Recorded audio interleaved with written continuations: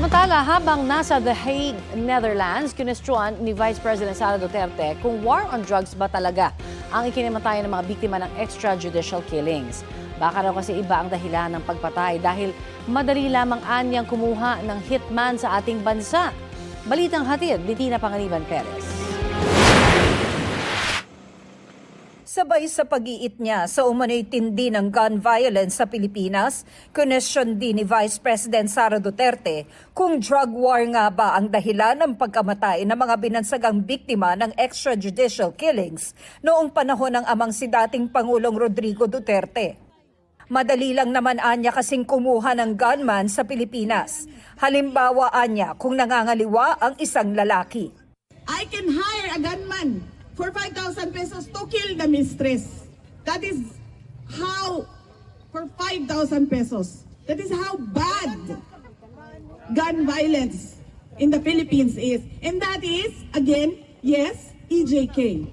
So how can you say that all your listed victims, all your listed complainants are supposed victims of the drug war? Sinabi yan ng bise sa rally ng mga taga-suporta sa The Hague kung saan nakapiit ang kanyang amang si dating Pangulong Rodrigo Duterte para sa crimes against humanity dahil sa war on drugs ng Duterte administration. Nagpasalamat siya sa nag-organisa ng pagtitipon, sabay sorry dahil sa batikos na inabot nito dahil sa isang panayam sa bise na naka-upload online. And Alvin, na nawalan ng tulog dahil sa Foxilica.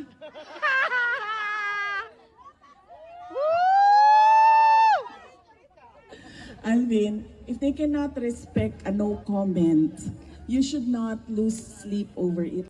Ang tinutukoy ng bise ay ang paghingi sa kanya ng komento tungkol sa Foxilica, ang pinag-uusapang pagtatayo ng Amerika ng isang artificial intelligence hub sa New Clark City sa Tarlac. Any thought po about sa Foxilica na balak pong itayo sa Pilipinas? Ano na? Foxilica. Yung Foxilica.